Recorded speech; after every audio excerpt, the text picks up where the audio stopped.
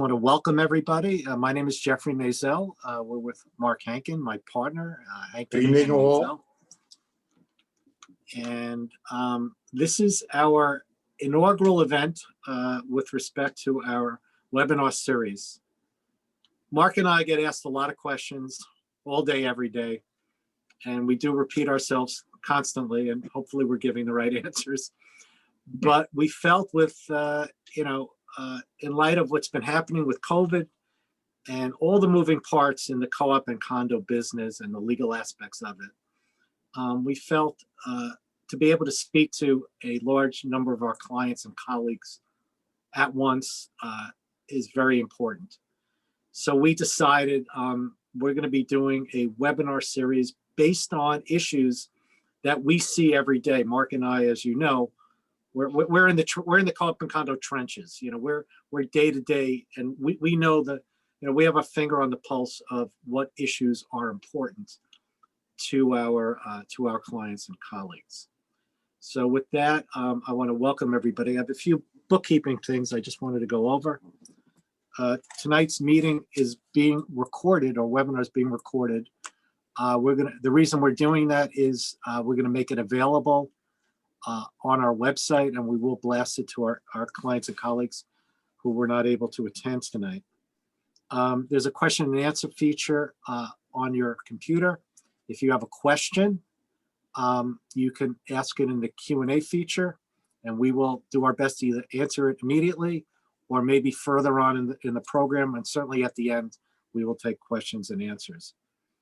You can also raise your hand, and our technical host will recognize you, and you'll be able to ask your question. And there's also the chat room. And with that, Mark, I don't know, you want to say hello to everybody? Good evening, everybody. I hope you enjoy this. It's sort of like Jeff and I decided that maybe we should have some type of educational series. And I know that what we're doing tonight is probably on the lower end of knowledge. I think that most people probably know what we're going to be talking about tonight. But for those people who've never been or served on a board of directors of a cooperative or on any corporation, I think it's something that is important. Maybe it will enlighten those people who do sit on boards as to what actually they can and cannot do or should do when it comes to operating a board of directors and running a cooperative corporation.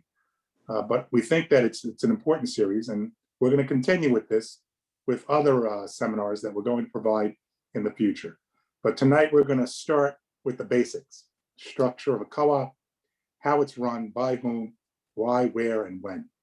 Right, and in full disclosure, we've given this course before because we do it for individual boards when requested, and we think that when you hear our discussion in total, it's just going to put in perspective things that you've probably been living and dealing with, but to hear it in a comprehensive way, that's why we call it a primer and refresher course.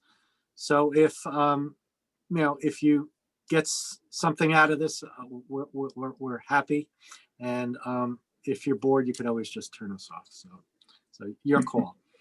All right, so Max, let's put up the PowerPoint.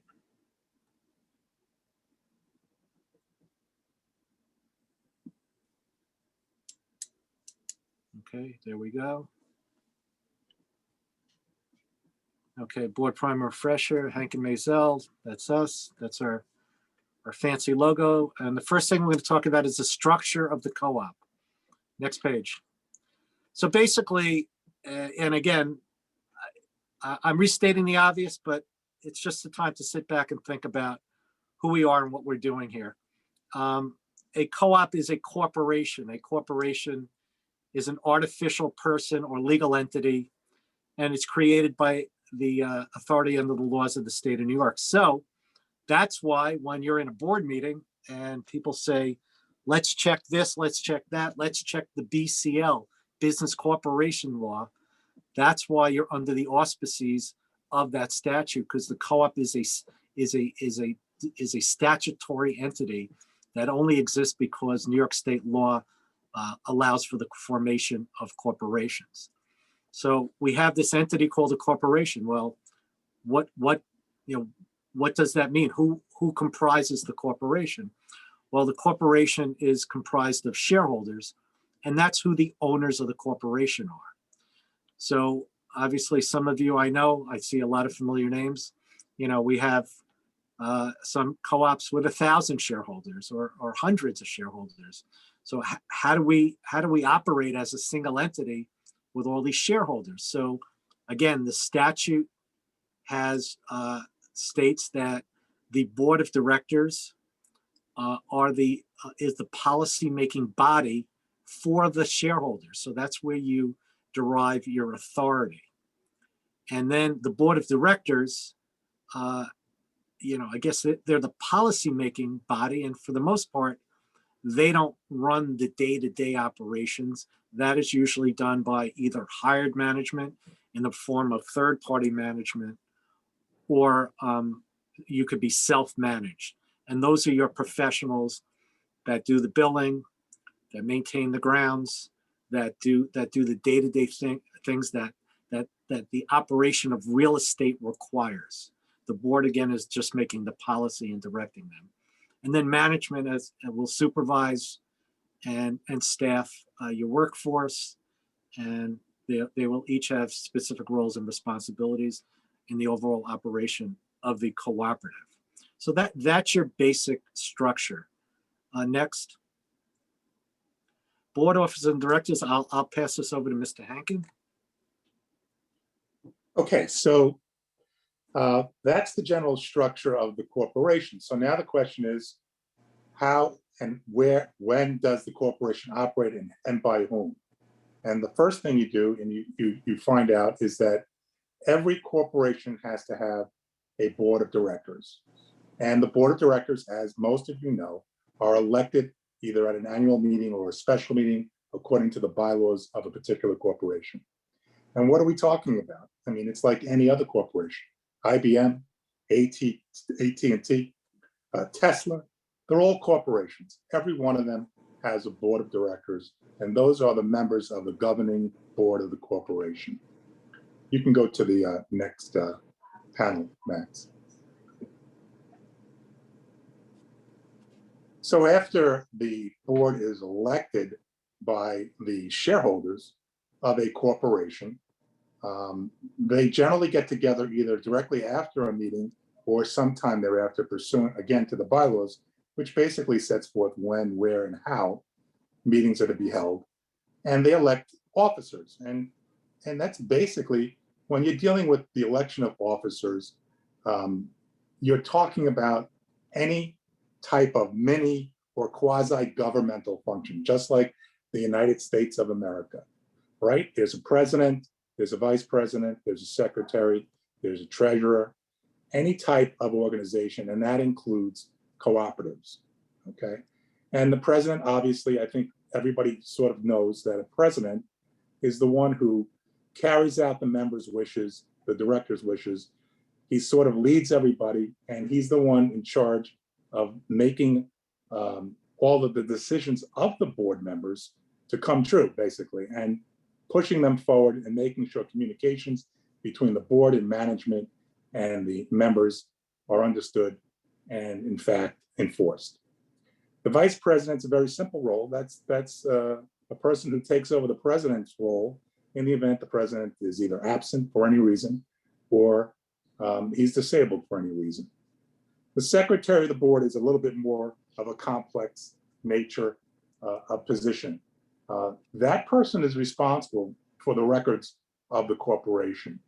And it's a difficult job because it includes taking minutes of every meeting. It includes signing off on the minutes of every meeting. It includes having the seal of the corporation and signing off on contracts, sometimes giving out bylaws to membership. And that person has the ability to be the custodian of the records. And when someone demands records, that's the person they go to. You'll notice that in a lot of bylaws, that if a petition to the board for any reason, removal of a director or to amend the bylaws, they give it to the secretary, because that's the person who has to receive those documents, transmit them to the board, and the board then reacts to them. I do notice that it looks like we're missing The treasurer is missing. the Yeah. treasurer. And so I think most people know that the treasurer is the person who is responsible for keeping the actual funds of the corporation in a safe and regular way. He's the one who usually signs off on checks and operating.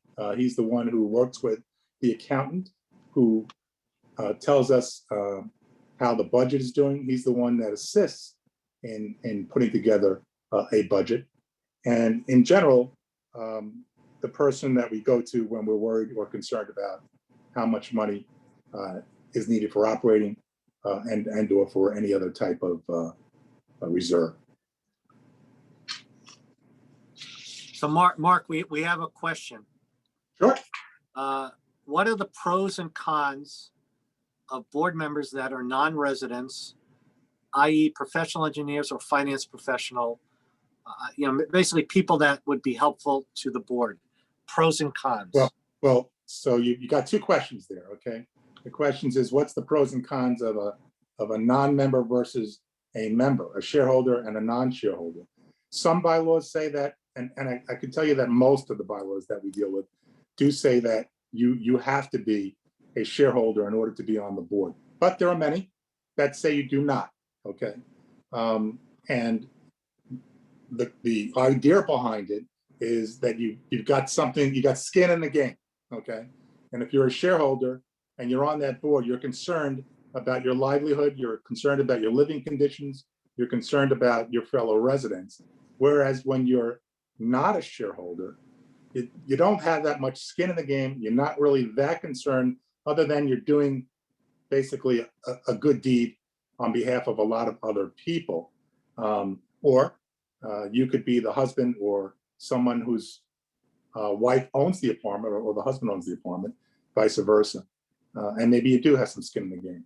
Then the second question becomes, what about the fact that he's a lawyer? He's a real estate broker. The answer to the question, and by the way, Jeffrey and I teach and have taught an ethics class for the New York City Bar Association for many, many years. And it deals with conflicts of interest. And this comes up all the time. People ask us at these seminars, well, the guy's a real estate broker, he's on the board, he really shouldn't have a say. And the answer is, that's true. And there are circumstances where your profession will place you in a conflict situation where you have to sit out. You're not going to be discussing that issue. You're not going to be voting on that issue. If you're a lawyer, okay, just because you know the law doesn't disqualify you from being on the board or from making decisions for the board. However, if you're involved in a matter, in a lawsuit, which involves the cooperative, you certainly have to sit it out, okay? You're not going to be discussing it, and you're not going to be making any decisions on that case.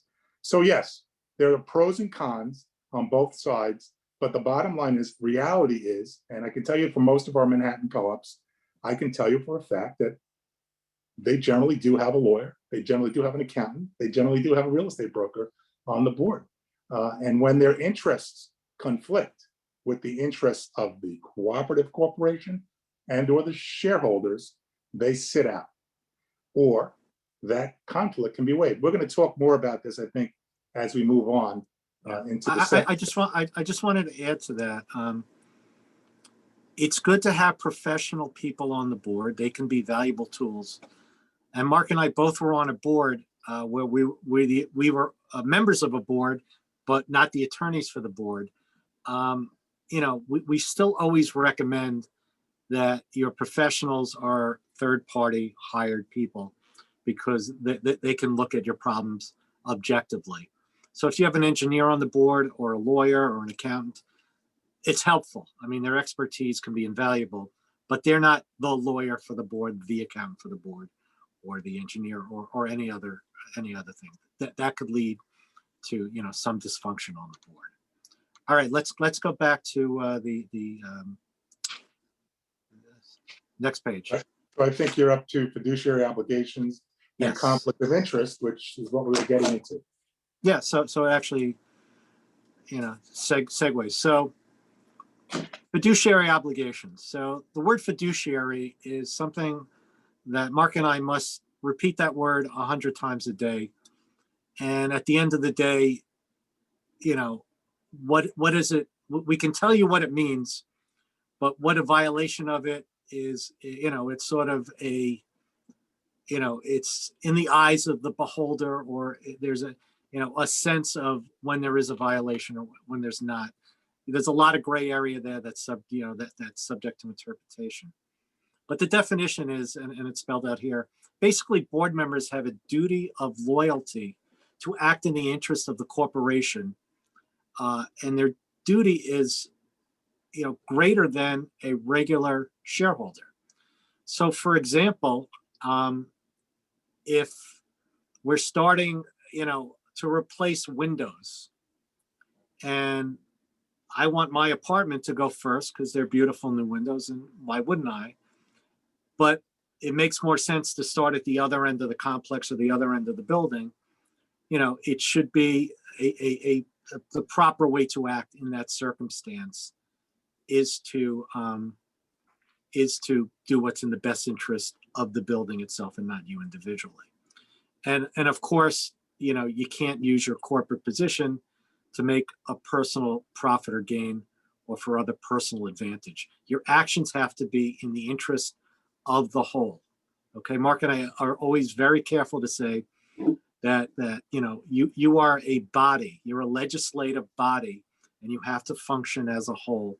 And if everybody's functioning in the best interest of the corporation, that's the best thing for your co-op and condo community. Next. Confidentiality. This is a white hot topic in many of my co-ops. Today's world is fast and furious information. In fact, I wrote an article about this in 2014 and I revisited it recently. And in the article, I said, there's this newfangled thing called emails. Be careful. So, the technology in communication is fast and furious. Shareholders are privy to more information, based on, just internet searches and things like that. So this has become a much trickier issue than we've seen in the past. There's certain no-nos with respect to, certain disclosures. And, I can clearly say, and without reservation, that the personal business and information on residents, staff members, and applicants, that's got to be held strictly confidential. Okay, that's easy. Such matters as pending contracts negotiations, because you might have competing bids and you can't give anybody an advantage, or pending or potential lawsuits should remain confidential at such time as the board finds it appropriate to disclose to shareholders. The best way for a board to operate is to give disclosure in a uniform manner, whether it be a website with updates, whether it be Zoom informational meetings, and I've seen more and more of those. People love those, okay? People walk out of there, they get the information, and they say to themselves, this board's got it together. We know what's going on. The mystery is gone, and that brings down the temperature of the shareholders a tremendous amount. Next page. So this is also conflict of interest, and Mark was alluding to it. It's a big issue, but again, you're fiduciaries as board members, so your duty of loyalty is to the board. And if a board member has a particular business, personal, or financial stake in the decision before the board, for the most part, you would either, first of all, you have to disclose the conflict, and then you have to recuse yourself from the deliberations and voting. My opinion is, if it comes to that, and Mark, I assume you'll agree, if it comes to that point, don't even get involved in that issue, whether it's to hire someone's, whether someone has a financial interest in a contract on the board, or someone's going to, services will be retained, I would just say, stay away from that completely. And that's where the next slide comes in. As all of you might be aware, January 1st, 2018, which is now 3 years ago, time goes fast, the BCL, the Business Corporation Law, passed a law that said that there's an annual filing requirement to shareholders of any contracts entered into by the co-op or condo that fall within Section 713. So basically, if any board member has any conflict of interest, even if it's not illegal, mind you, it doesn't, contracts can be, conflicts are not necessarily illegal in all circumstances. It's a permissible conflict. It's bad practice. And I know Mark and I have discussed this on many occasions. And we always say, stay away, because if it looks bad and there's an appearance of impropriety, it's going to taint your board and it's going to hurt your effectiveness, which in turn hurts the community. And also, please make sure your co-op or condo is doing the 713 affidavit or report to your shareholders, and that puts daylight. So if, as Mark was saying before, if there's a broker who's involved in transactions involving the board and they're on the board, everyone in the community is going to know about that. If the broker doesn't care or the board member doesn't care and they have tolerance for it, it could lead to a bad result. So our opinion is, keep away from conflicts as much as possible. Next, but there is the possibility that you could waive a conflict if it's not necessarily prohibitive or harmful to the cooperative. And usually when we talk about waiver, we tell our boards, get the disinterested directors together. Let them listen to what the board member who is proposing a potential conflict of interest, and let the disinterested board decide. Or if you have an executive committee, let the executive committee decide whether that's a conflict. And if it's not, a vote can be taken and the conflict can be waived. Okay, and the last thing in this category is something called the business judgment rule, which I'm sure everybody knows about and has heard it. And they think it's the panacea of all board decisions. You can't touch us. We made a decision. Business judgment rule applies. And that is basically true, that as long as the board acts for a legitimate corporate purpose within their authority and in good faith, and that's important, the court will defer and uphold the board's business decision. However, if a aggrieved owner or aggrieved party can demonstrate that the board acted in bad faith, acted outside their authority, or in a way that did not legitimately further the corporate purpose, the protection of the business judgment rule goes away.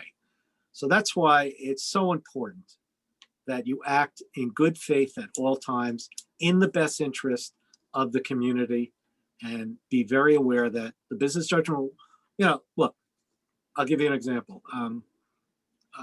Mortgage refinances, there's a plethora now. There's a lot of them going on.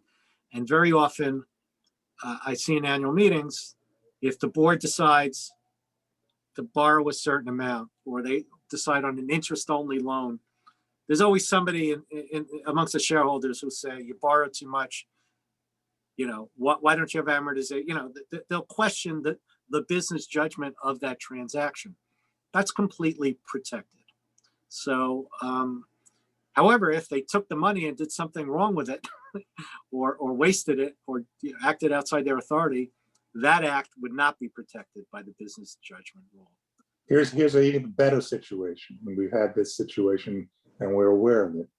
A board member wanted to sell his unit to a particular person and issued a contract when he in fact knew that there was another person who actually wanted that unit and was approved for that unit by a prior board. And then the question then becomes, should he have issued a second contract to the person that he wasn't going to give it to. And the question then becomes whether that's bad faith, whether or not he was discriminating against the first person as opposed to the second person, and then whether or not the board allowed this all to happen under their auspices. So there are things that are done in bad faith that will not allow the business judgment rule to save you. The business judgment rule is very good for corporations, not just cooperatives, because if you do follow the rule, if you did do it with authority, corporate purpose, and in good faith, the court won't even look at the claim. They're not going to go and start a hearing, a trial, etc. They're going to say this is done in good faith and this case is over. Okay. But if they see tortious conduct, if they see bad faith, lack of authority, illegitimate purpose, they're going to allow that case to go to a trial. And if in fact the board is found guilty of any type of bad conduct, there will be damages to pay. Next. Mr. Hankin? Yes, so the next subject that we're going to deal with is organizational documents. I noticed that we were starting with bylaws, but you know what I'm going to do? Let's start from the beginning. Let's talk about first the certificate of incorporation. Max, I don't know if that's, let me take a look. There it is. Okay, you got it? Okay, so that's the birth certificate of any corporation. Okay, in New York State, if you're going to form a corporation, you need to file a certificate of incorporation. That's the necessary document that basically forms the corporation. The reason why I say let's talk about this first, because without it, you can't even exist. So that's your existence document. And why is it important? Because in a court of law, and I do a lot of litigation for our firm, okay, in a court of law, the certificate of incorporation overpowers every other document that I'm about to discuss with you. The bylaws, the proprietary lease, the house rules. It's the certificate of incorporation that we look at first, that a court looks at first to find authority, okay? And the certificate of incorporation generally tells us what our name is, where the place of business is, how many shares there are in the corporation, and what are the qualifications sometimes of members. You know, it's funny because a lot of lawyers don't realize that when you are, in fact, looking for authority, you shouldn't go right to your bylaws. You should go first to the certificate of incorporation, because there are things in there that you would never even think of, especially in co-ops that were built in the 1940s, 50s, and 60s. I'll give you a for instance, and Jeff and I talked about this because we had this situation in real life. One of our co-ops was having an issue regarding quorum. The bylaws were a little bit silent. Nobody knows why. But when I started looking at all the documents, and I went to the Secretary of State and got a copy of the certificate of incorporation, I realized that the corporation that we were dealing with wasn't even formed under the business corporation law. They were formed under another corporation law called the cooperative corporation law, which is a strange anomaly in our business, but there are many co-ops, 213 co-ops, that are formed under the cooperative corporations law, the CCL, as opposed to the BCL. And it made a big difference because in the CCL, the quorum requirements weren't oppressive, whereas in the BCL, you had a minimum quorum requirement that you had to meet. So without knowing that, you wouldn't know what was the proper quorum to hold a meeting, either of shareholders or of board members. So it's funny, you need to get a copy of certificate of incorporation. I tell all our boards this, you must have a copy of it, keep it, and look at it when it comes to making any decisions regarding anything that deals with your bylaws, which is the next subject that we're going to talk about. Because if there's something in the certificate of incorporation that says that a qualification, for instance, and I've seen this, of a member is that they must be a shareholder, or they don't need to be a shareholder, and your bylaws say the opposite, you go with the certificate of incorporation because it supersedes your bylaws. I just want to say that there could be things hidden in there that you don't expect. We once saw a a co-op was going to borrow money and the certificate of occupancy had limitations on how much the board can borrow without shareholder consent. So there can be surprises in there. So that's a document that's not given a lot of consideration. It's usually difficult to obtain. You got to get it from a corporate service in Albany.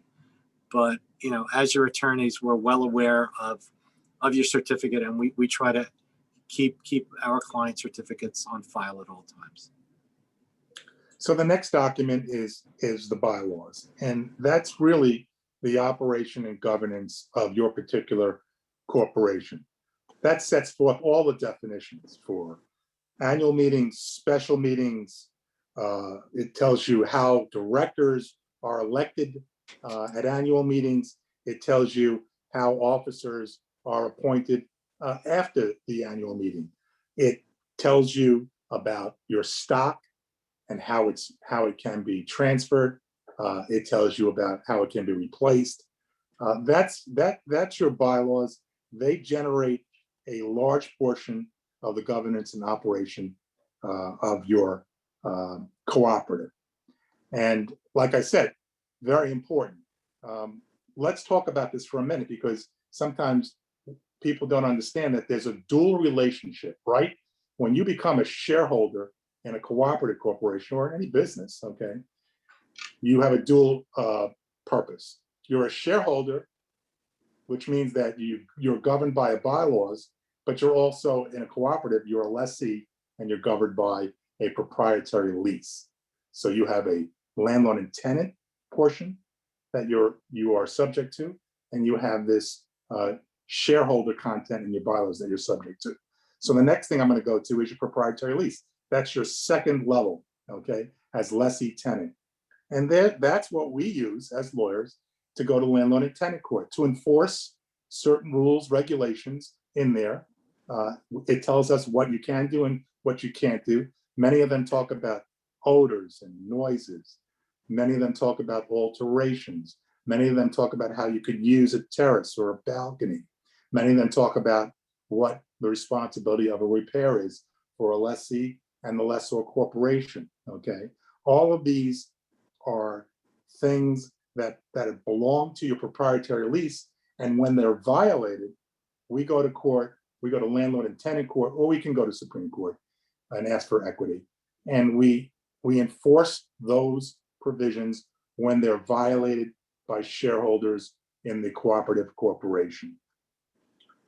Rights of occupancy, rights to sublet, charges and fines and fees, right to mortgage, right to sell and transfer, whether there's a flip tax or some other type of fee on the sale.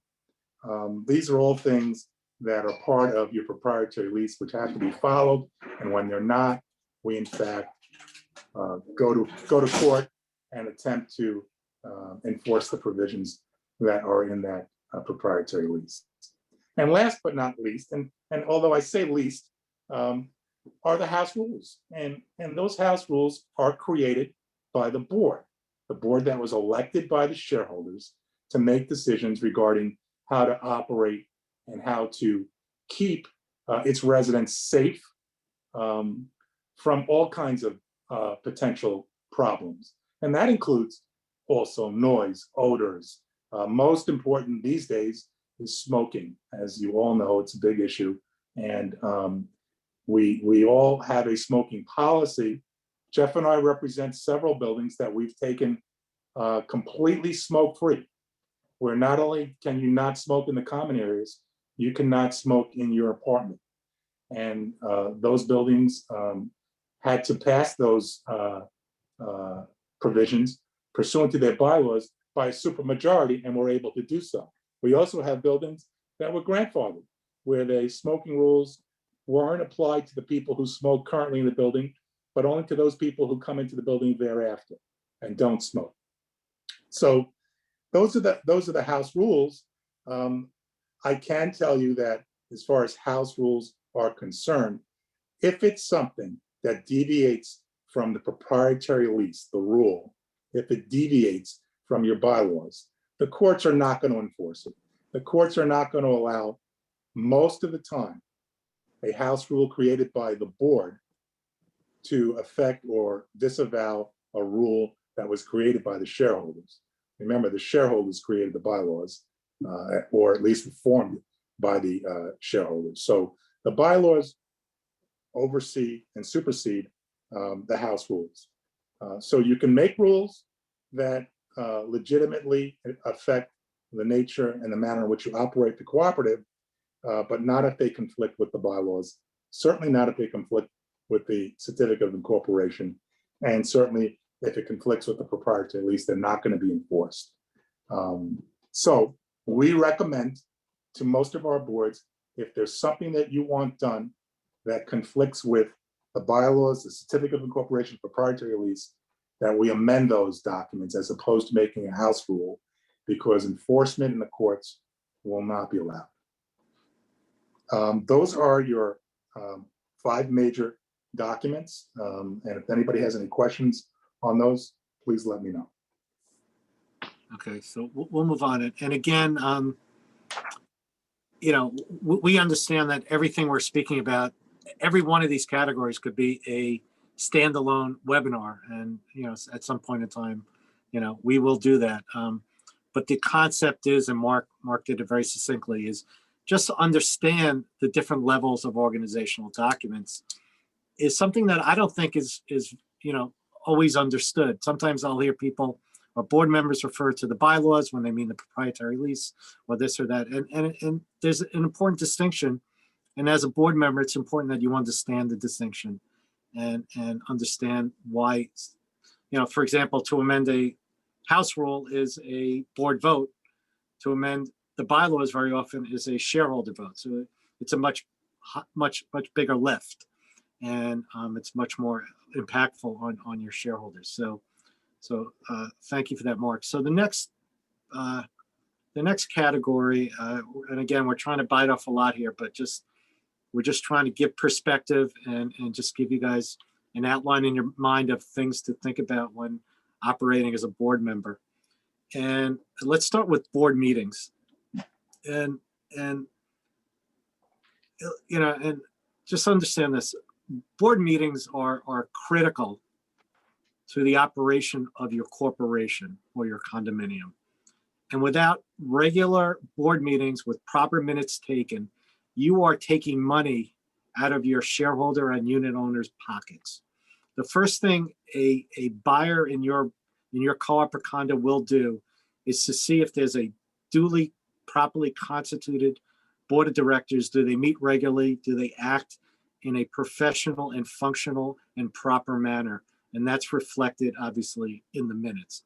So those documents are, and these procedures are lawful and proper, and they're value added to your building. So I can't emphasize strongly enough that you have to follow procedure. It might not always be the simplest way or the quickest way, but it's imperative, and it's your fiduciary duty to go back as a board member, to go back to the original premise of the meeting. So how do you call a board meeting? Well, obviously it's done by a notice of meeting.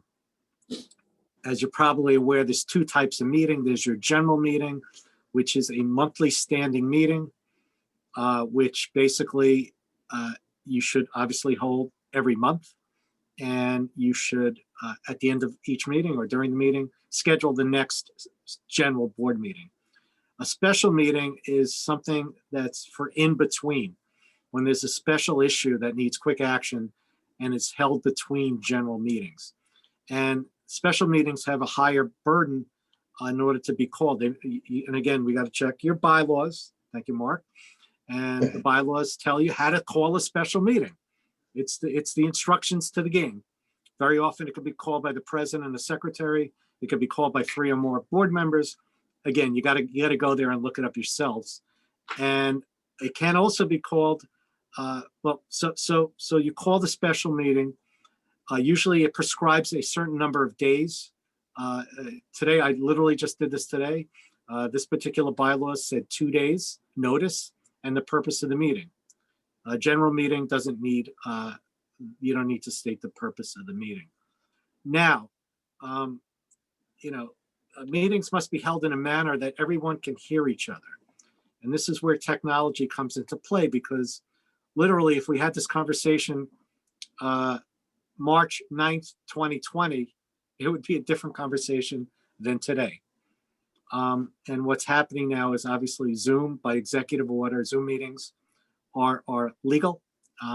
Electronic meetings are legal, and they constitute it's a duly constituted meeting as long as a quorum is present. And again, the key here is everybody can hear each other and interact with each other. What I have a lot of boards do, and a little trick of the trade, is if you have a special issue that you want to bring up, you can do a conference call. You know, now we have conference call technology, and you can meet over the conference call. Somebody takes minutes. And you can, you know, it would be a single issue meeting, and you can do the business of the board through conference call as long as a quorum is present. And as you probably know, a quorum is sometimes 2/3 of the board members, or it's actually usually a majority. So I take issue with my own notes. That's a typo there. So you need a quorum present in order for the board to act. And that's the only way for corporations to do anything, is by a board action in a duly constituted meeting of the board. So what happens if we want to do something and we can't meet, and we want to do it by email? And I know Mark and I get asked this question, and I'll ask Mark this. So can a board vote by email? Yes, currently they can. The question becomes, what's going to happen when this executive order goes by the way of everything? There was an amendment to the BCL back in 2019, as you know, Jeff, that actually put into place the ability to have electronic meetings. And the question then becomes whether that statute had the right to vote. Currently, though, under the executive order, you can. Well, but I'm talking about directors' votes. Not Can a sure. direct? No, I'm talking directors. Oh, Yes. directors. Okay. Yes, you can. I mean, the way I treat it, I actually treat it a little different, because, you know, the law is not clear on this. I treat an electronic vote as a written vote. So there is something called the unanimous consent resolution. So the way I advise a board is, especially if it's an important issue that they don't want to wait for a meeting and they don't want to do a special meeting, is you would need unanimous consent on that issue. And I deem, and there's nothing that says no, we would deem the email vote as a written consent to the motion. And I usually, as a matter of good procedure, I'll have the board read that motion into the next meeting. So it's in those Right. minutes. Right, absolutely. That's a good point. And I tell all our boards that once that meeting is over, when the next meeting is done, they have to ratify the prior meeting that was done electronically in written minutes, so that one way or another, you have a set of minutes with a vote, which is in writing. So, all right, and we're getting towards the end of the lecture, and I know we have a few questions to get to. Proper order of meetings. You know, meetings are unique to every co-op. Every co-op has their own person and condo. The boards, you all have your own personality. We represent co-ops that date back to the 1950s, and they haven't changed anything since the 1950s, and they have their standard procedures. So basically, how the board operates within the confines of the meeting is usually, you know, up to the board, but there is some basic tenets to follow. One of which obviously is there should be an agenda prepared and circulated to the board members. The president of the co-op or condo, one of their functions, as Mark said earlier, is to preside over the meeting. You know, Robert's rules, I always hear Robert's rules.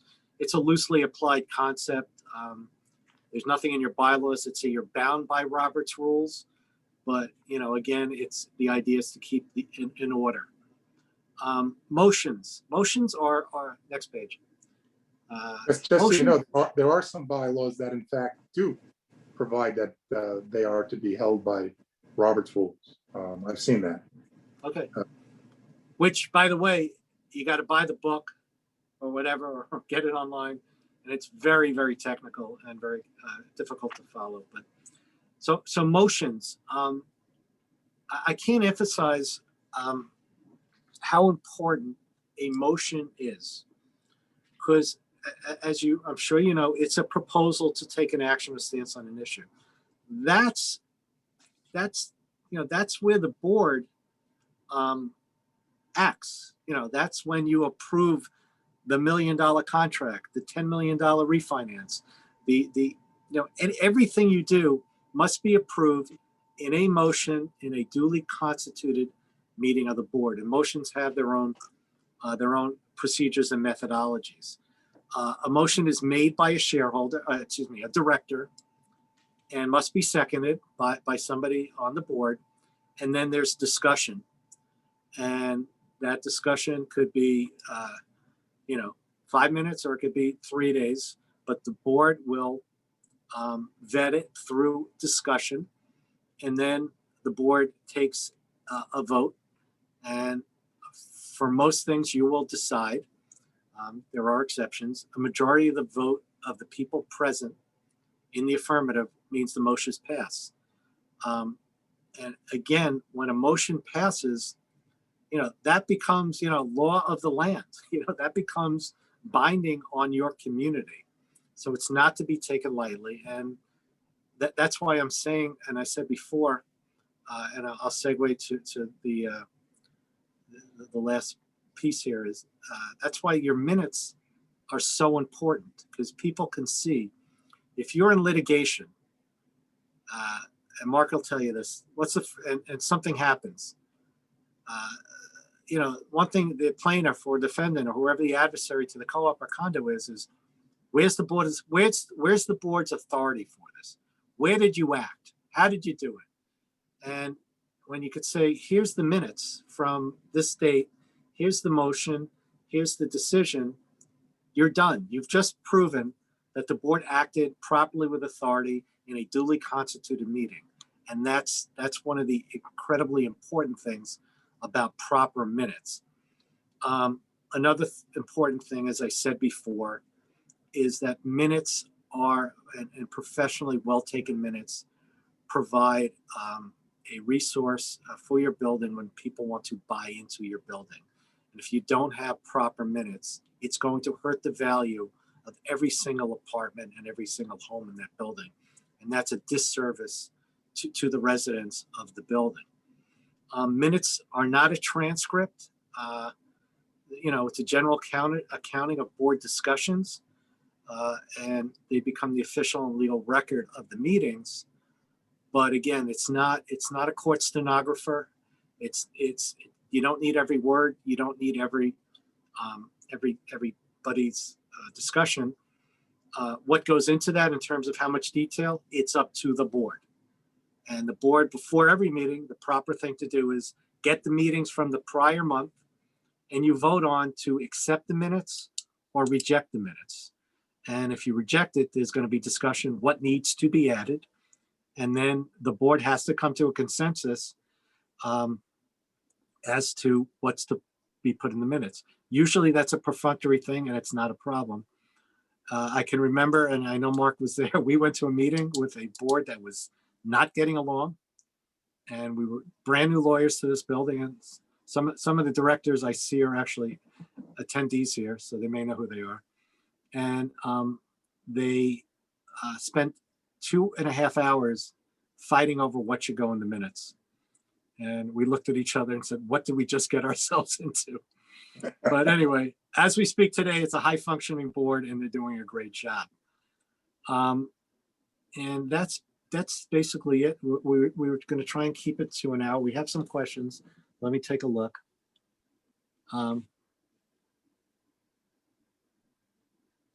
Let's see. I could take this first question. This is Which an one? issue, as everybody may be aware, there was a statute passed back at the end of 2019 where the landlord and tenant act changed everybody's lives, unfortunately, or fortunately, according to who you look to and who you depend on. The question of the HTPS was whether or not it was enforceable against cooperatives. And everybody took the position that it had to be, because cooperatives like landlord and tenant owned buildings have a lease. We have a proprietary lease, we have an occupancy agreement. And so this statute specifically said it applies to leases. So we had to take the position as lawyers that that statute applies to cooperatives. And yes, if there is a portion of that bill, which I believe it does, which doesn't allow or minimizes or limits the fee that you could charge, that would have to be applied to cooperatives as well. Okay. I should add that there are at least 2 bills, right, Jeff, in Albany, where we're trying to get the legislature to agree that that act should never have applied to cooperatives. And in fact, we're looking to be accepted from the act. Okay, we actually have 2 great questions here. I'll take the first one. I give Mark the second one. Actually, Mark, we'll both take this one because we actually might have different ideas. What are best practices with regard to making the minutes available to shareholders and potential purchasers? So this is a lightning rod question in a lot of co-ops I represent. Co-ops vary widely as to what to do. The BCL says shareholder minutes of your annual meeting must be disclosed. However, board minutes do not have to be disclosed. That being said, it is always my position, and Mark can tell you his, that transparency is the best policy. However, there are privacy issues involved, and there's employment issues involved. There's things that you do not want. There's legal issues involved. So my recommendation, and I'm sure Mark agrees, is we always tell our board you should have regular minutes and then have executive session. And the regular minutes, in my mind, should be available for review at, it used to be the management office.